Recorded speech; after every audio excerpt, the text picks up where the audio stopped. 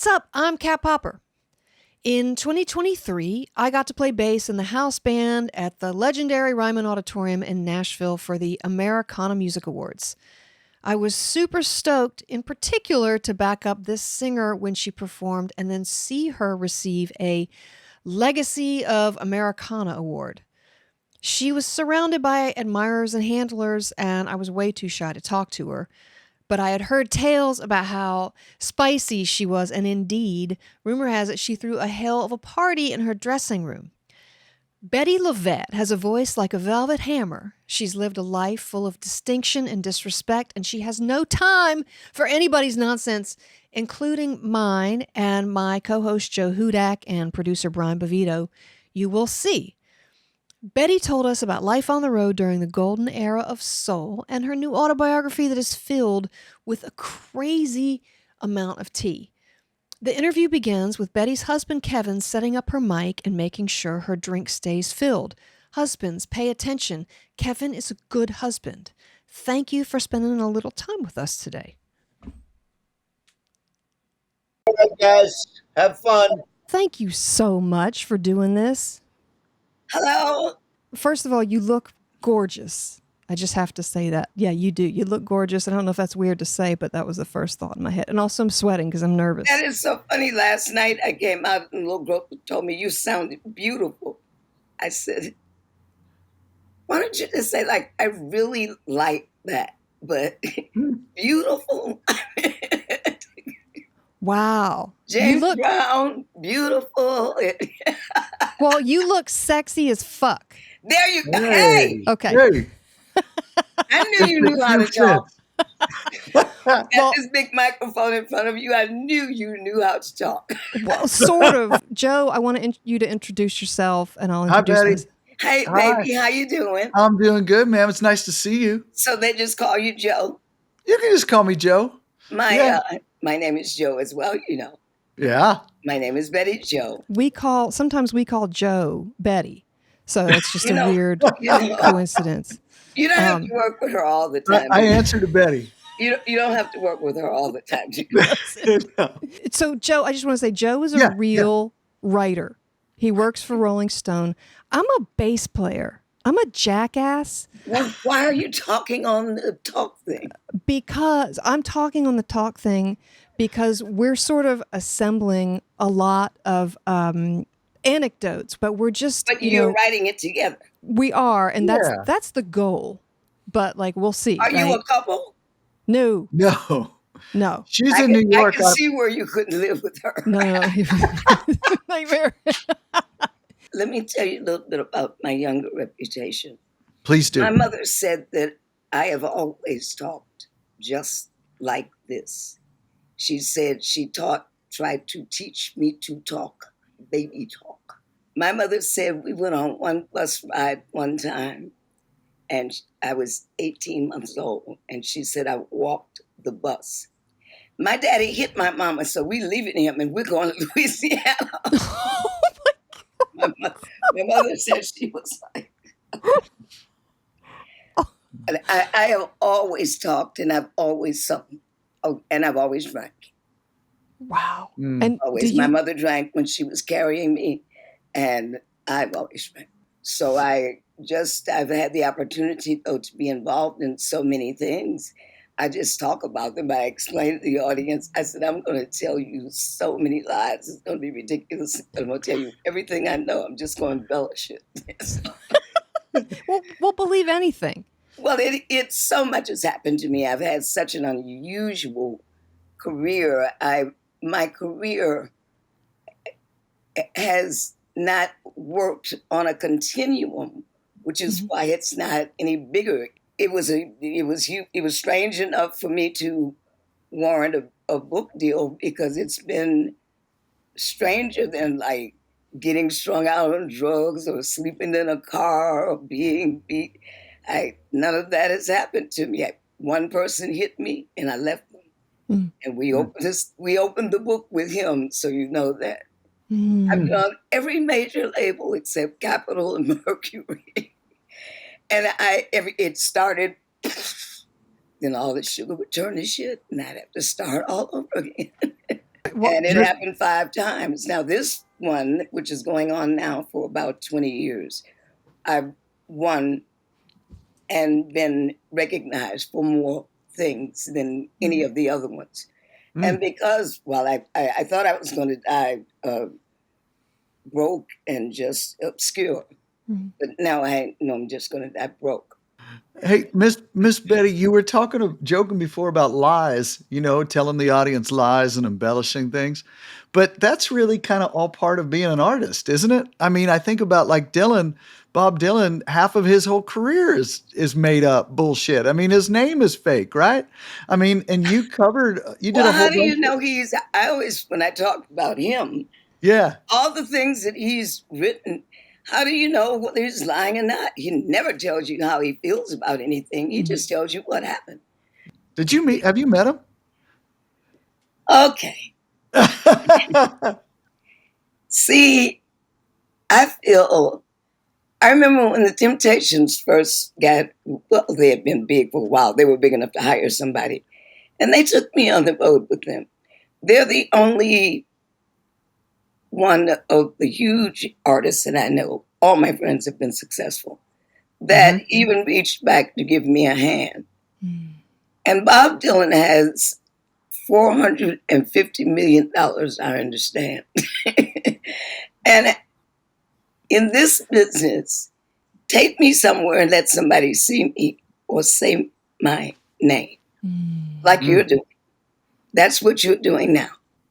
We were in Spain together, and we're walking. All the dressing rooms were in a long row, and I got ready to come out of my dressing room. I had just come off, and security was standing there. Said, "Well, you can't come out right now." And I said, "Why?" They said, "Because Mr. Dylan is getting ready to go on." I said, "If you don't get your mother hand off this damn door and let me out of this door." So I pushed him on out of the way and came out of the door. And Bob is walking on the other side. And he looked over at me and he crossed the thing, put my face in his hand and kissed me in my mouth. First of all, these are Kevin's kisses. And I am not a music fan. I'm a music person. And why he thought that kissing me would do more for me with my broke ass than saying, "Hey, Bettye Lavette made a great album, and I adore it." That would have been worth everything. But I actually have been kissed by almost everybody maybe he wanted to kiss. So, so that didn't go far with me. What did you say when he did that? I didn't say anything. He walked on across. He was going on the stage. And they had introduced him. And my band was laying behind me on the floor. I've watched a lot of interviews, and there was one where you razzed the interviewer. You were like, "You guys asked the weirdest questions, and I'm hoping that you'll tell me this is a stupid question, and I'll move on, because I need to learn." I love it when you love to hear her ask a stupid question. I mean, I could. Well, I was just gonna, you've had this life, and people always focus on like, and of course, you've talked about it, the lack, and where you weren't recognized, but you talk a lot about gratitude. You sing about gratitude, and you write about gratitude. And I'm wondering if you were always that way, or if it came from you reflecting on, what you didn't get.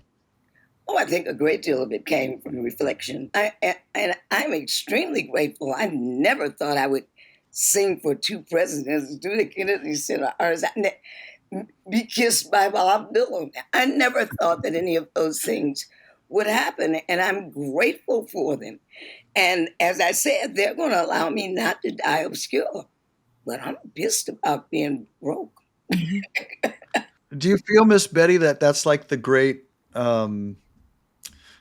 disrespect in a way, that you've done all this amazing work? There may be critical acclaim there, but no one's paying you. Only from the industry. Everybody that sees me likes me. So my disappointment would be with anyone, and many have helped me, with anyone who could have and didn't. I meant I don't. I had one producer whom I've known since he was a local guitar player in Detroit. I said, "Can't you do anything to help me?" He said, "I could, but I ain't." He said, "It's the same thing you told me when I said, why don't you go out with me and let's go and get into some things." But his wife called me and asked me to sing at his funeral. And I said, "Oh, sweetie, let me tell you something. I could, but I ain't." Did you tell her what happened? I have since then. And you're not going to tell Wow. us, which is totally fine, but I want you to know that I think I told you enough for you to be able to figure it out. Yeah. Hey, writing the book taught me what not to say. Mm. Almost every, and some of the more terse statements I made, we had to get like people to 2 or 3 people to testify that they knew what I said was true. And I said, no problem. Then we had a problem for like all these old drug dealers that I know who all kind of live in these senior citizen buildings in Detroit. And they were calling and trying to get in touch with me. Let me tell the one about the night when all of them, maybe not Barry Gordy, but all the rest of them, I've seen either broke, naked, drunk, or all of them at one time. well, if you want to tell stories about any of them being broke, naked, or drunk, I want you I to ain't know telling you nothing. I'm available. I ran into one of Otis Redding's sons at the airport, and he recognized me, and I pulled him over to the side, and I said, "I'm so glad to see you." I said, "I want you to know that your mom and dad were not married, and that I was 18 years old, and your father was only 23." So that was about what I said in the book about him. So, but I wanted him to know that this was not some kind of illicit thing that went on Right. behind his mother's back. Yeah. I do have a question. Did you get to meet Cab Calloway? Oh my goodness, of course. Can you hold on one second? Yeah. Daddy, I broke it. I can I ruined have it. some champagne?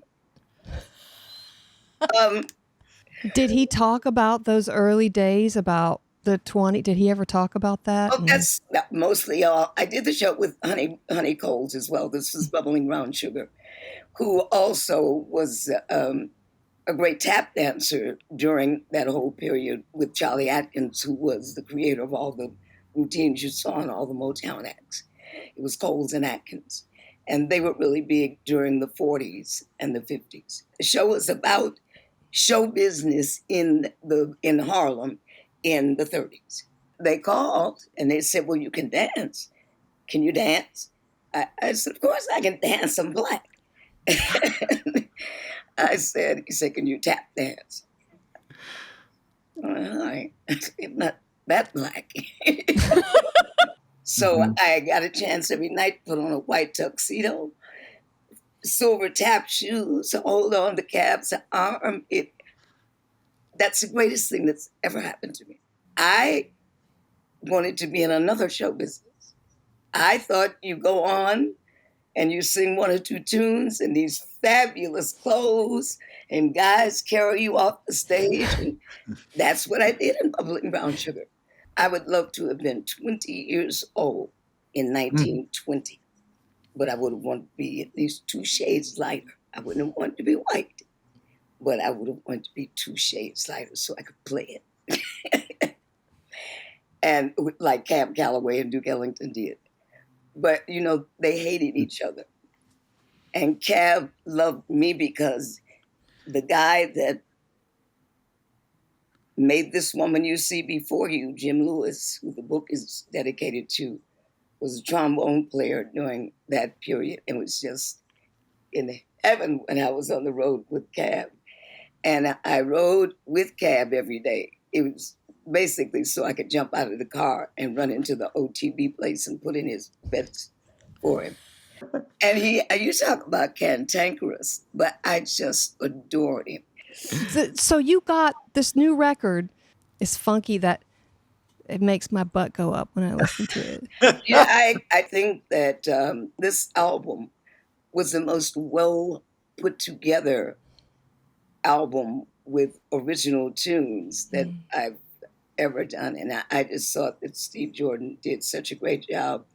And Ray Parker Jr., who was in my band, The Fun Company, before he left Detroit, just people who had great faith in me, you know, like a Steve Jordan. He has no reason to believe that I would sell records because I never had.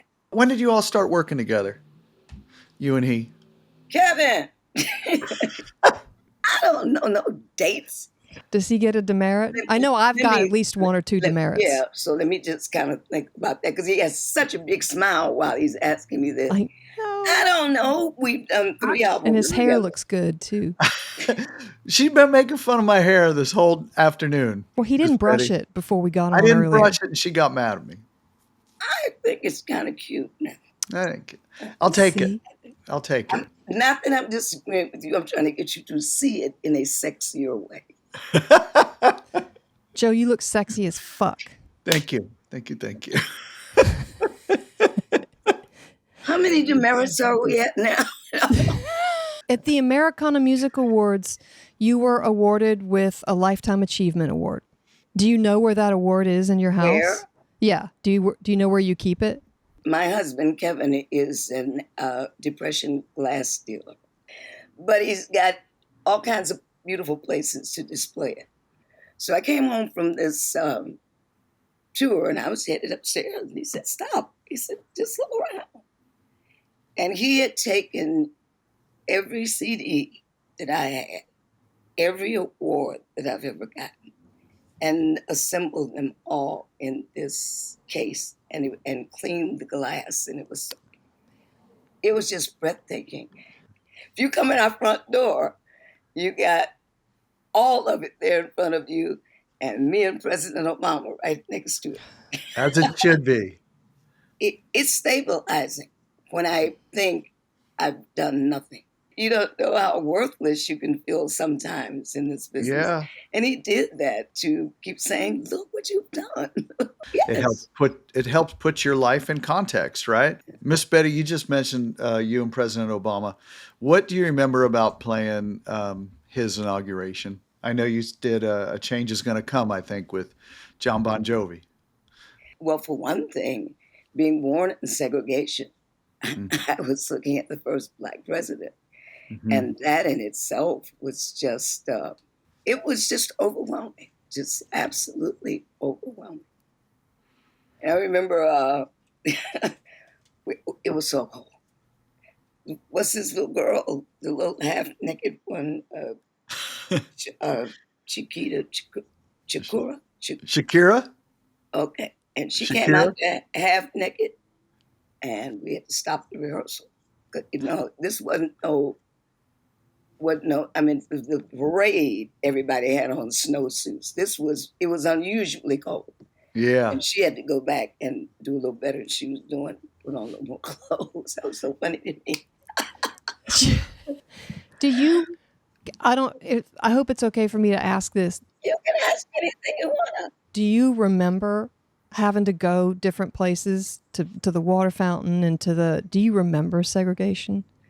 No, not like that, because after a while, like around the 40s and 50s, there were no whites in the area I lived in. All the businesses were owned by Blacks.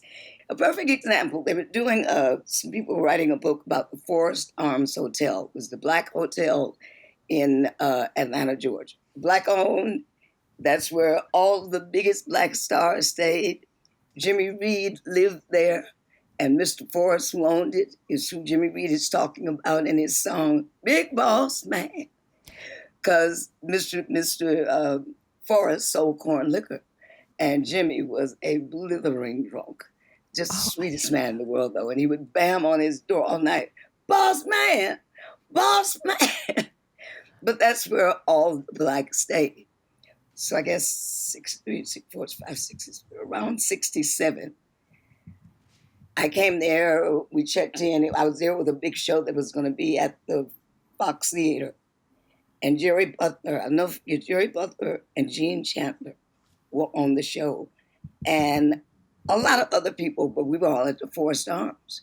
But they were at the Hilton, and we were all so impressed. So then the next time we came, we stayed at the Hilton, which put Mr. Forrest out of business. So segregation wasn't like that by the time I got started singing.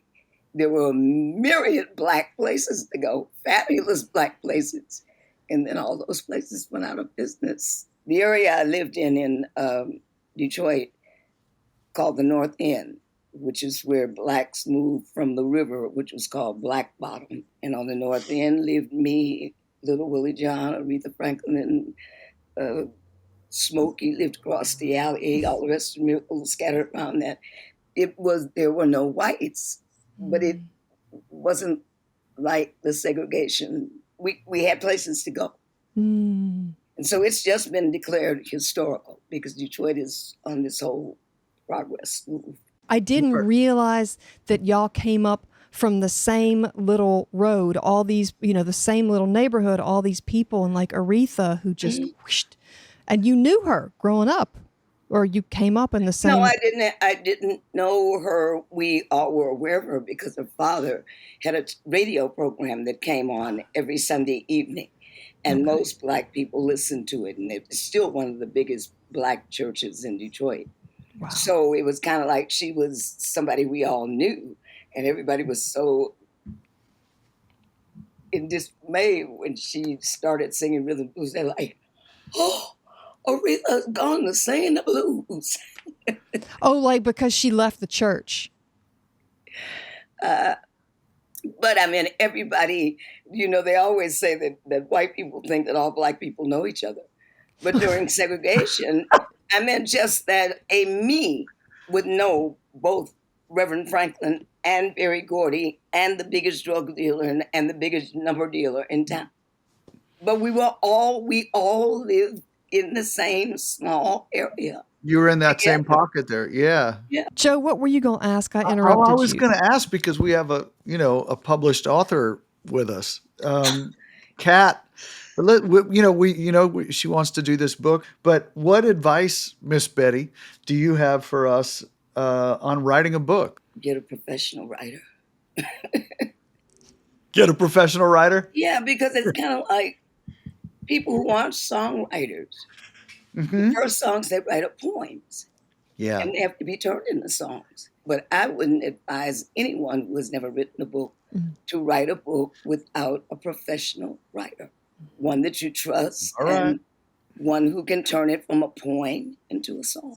Well, luckily Joe he's that guy. He writes for Rolling Stone. Because you are a professional writer. Yeah, he is a professional. I mean, I know when you're writing stories, you don't just say, and then I walked in the door and then I hung on my coat. The room was moody or whatever it is. Yeah. Did you study writing? I did. Well, then girl, how you get him? Have you written anything about me? I personally haven't, but I would love to. I've had colleagues who have talked to you. I mean, if somebody told you that you couldn't or... No one ever told me I couldn't. Well, then what's up with that? We'll fix that. Listen, I respond very well to threats and flattery. So either or, take your pick. No, you said you're in Nashville, right? I am, ma'am, yes. Okay. Yeah. I used to spend a lot of time down there. I was just telling this new band that I have now. We just did our first gig together, and I was telling them, I said, I've been fortunate enough to meet these people before they became big people. Dr. John and Kenny Rogers. And they both fired me. I was talking to the background singers, I said, and they both fired me because I can't sing background. Why? Were you not blending or something? I wasn't trying to blend. I mean, but that's what I'm saying. That's why maybe I wasn't trying to blend. That ain't what I was taught to do. I was taught to stick out. That's right. And we did it about 75 times or so. Kenny said, Bettye, he had just had the record. No, it's Dr. John. Wah. And that was what I was supposed to say. But I kept saying, wow. And what did Dr. John say to you 20 years later? at the Rhythm and Blues Awards or something when I got inducted to the Rhythm and Blues Hall of Fame. And he said, Lavette, which is what most entertainers call me. Stop telling people I fired you. I said, you better shut up. That's been my claim to fame for the last 20 years. One volume. It's like I have one volume that's me, but as an entertainer, I sing songs because I like them, not because they're rhythm and blues songs. So I don't care who made them or who wrote them. If I like them, I sing them. Yeah. And Louis Armstrong said, all music is folk music. You never heard a horse sing. And I just love that. You know what? You better shut up. You better. I love that. I love that. Yeah. On the jukebox, when I lived in Mesquite, when I was 18 months old or years old, and I learned all the tunes on the jukebox. I didn't know they were genres. I just thought they were just all songs that people in the jukebox. So I knew songs by Roy Rogers and Dale Evans, and songs by Ray Charles, and songs by Little Lester and Dinah Washington. And so I didn't know that until, actually, I really didn't understand about genres until I started singing. I knew that they didn't play Roy Rogers and Dale Evans on the black radio station I listened to, but I didn't know that it was so pigeonholed. Right. But I've never been intimidated by songs. When they said at the Kennedy Center Honors, Michael Stevens, who was the producer of the show, he said, well, we do have a song by The Who. And I said, the what? I said, I can sing the song. It's just a song. But I can't sing it like that because that's not how I feel it. It was Love Reign Over Me, right? Yeah. And another thing I'm grateful for. Here again, I'm looking up in a box full of millionaires. And in front of me, in the audience, Aretha was right here. She hadn't seen me in years. She thought I was dead. And over here was Beyonce, was like... You just blew everybody's tits off. It was just an absolute joy. And these people up there, Barbara Streisand and Pete Townsend, never even heard of me. And I'd been singing long as both of them. So it was especially satisfying. All you had to be was real good. Y'all got time? Yeah. Okay, I just want to tell you one of the things. I'm sure the story is in the book. But when I said all you had to be was real good, that's what I thought about. One of the things that Jim Lewis always told me, he said, you're cute, got a big booty, but you got to learn how to sing.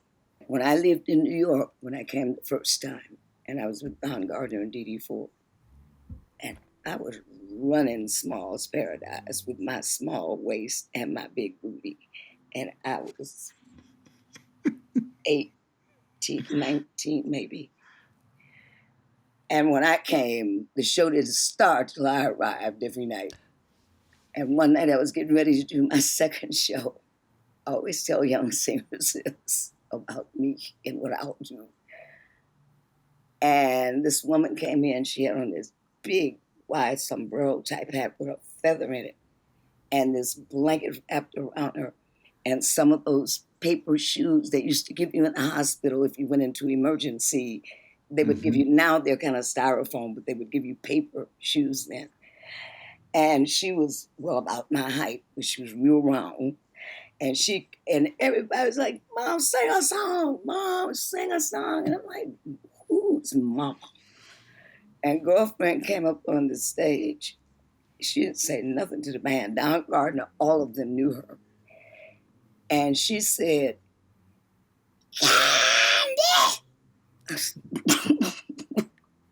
It was Big Maybelle.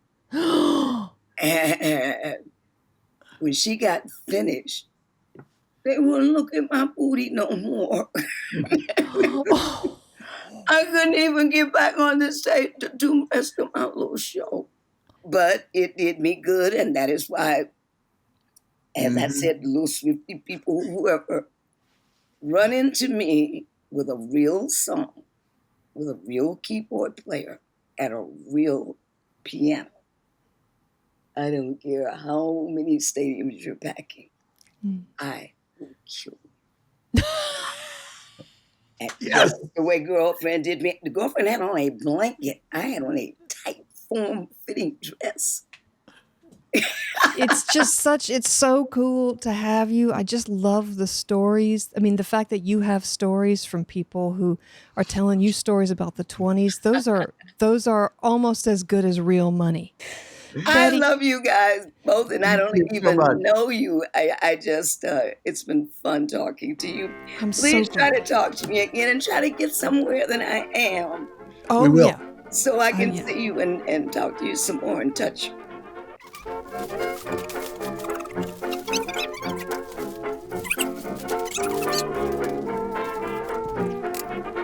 Oh, there's a gap?